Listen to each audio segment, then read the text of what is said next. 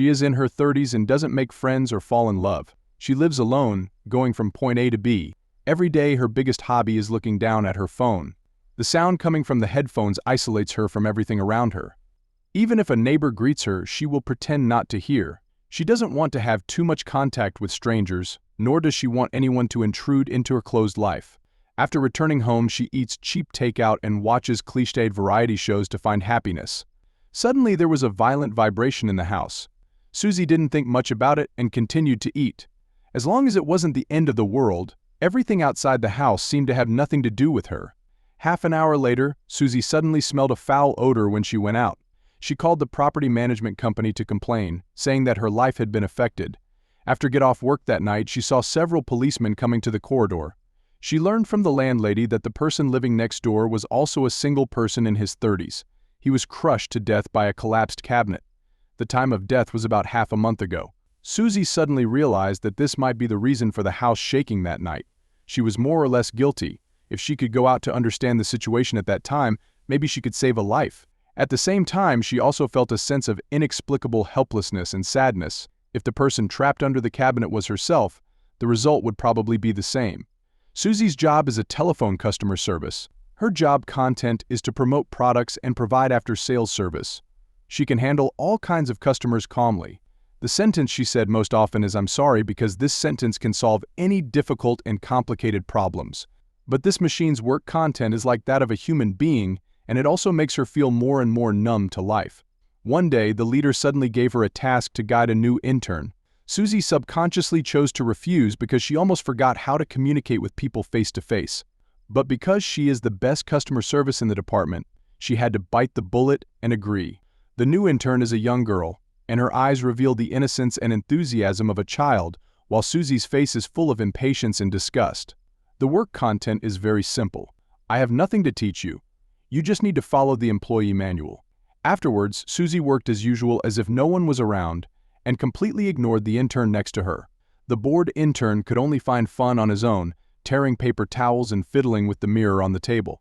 When it came to the lunch break, the intern had fallen into a deep sleep. There is an hour break at noon. Maybe she realized that Susie didn't like her, so she took the initiative to show her courtesy during work in the afternoon, but Susie was as indifferent as always. The girl began to listen carefully to the conversation between Susie and the customer, and Susie just answered mechanically, "Thank you for your valuable suggestions. We will definitely work hard to improve. If there are no other questions, I will hang up first." The intern was very confused. What the other party said was obviously a fantasy. Why did Susie give such a sure answer? Susie pointed out.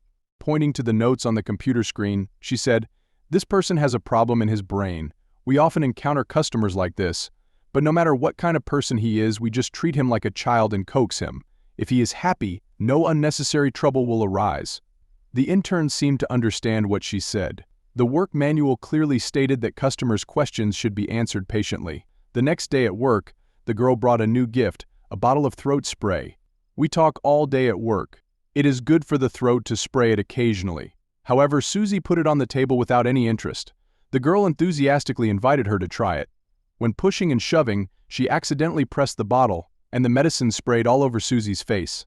This time she finally couldn't help but complain, "Can you please stop bothering me?" To express her apology, the girl wanted to invite Susie to have lunch together. Susie let the girl follow her to the restaurant, but she neither accepted the girl's kindness nor ordered for the girl. After she ordered, she gestured to the girl, "You eat yours and I'll eat mine," then she left without looking back.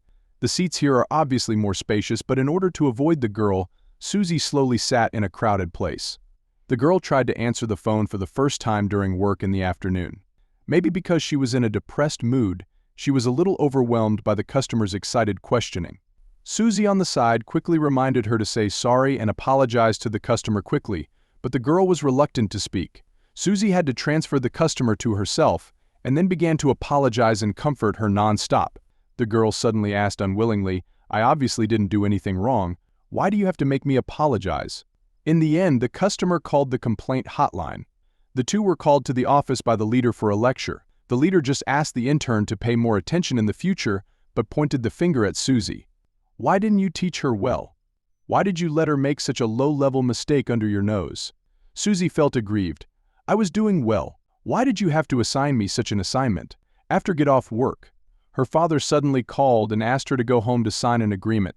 After her mother passed away, she left a house that was neither big nor small. The will originally stated that Susie would inherit it, but her father suddenly intervened and said, "Either you come back to live with me, or give up the right to inherit the house." As a result, Susie signed the declaration of release of inheritance without any hesitation. She would rather rent a house outside than live under the same roof with her father. Because her father abandoned his wife and daughter and ran away from home when she was very young, she has been living with her mother all these years. She had no feelings for her father, whom she had not seen for more than 10 years. Or rather, she had never forgiven her father in her heart, but she still could not help turning on the surveillance camera and observing her father's every move at home. This was the camera installed before to look after her mother, but now it has become her only way to understand her father. Sometimes her father would sit alone at home in a daze, and sometimes he would touch her mother's portrait and cry.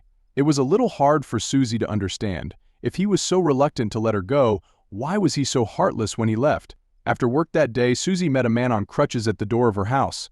The other party was here to rent a house, but he was very curious why this empty room was so cheap.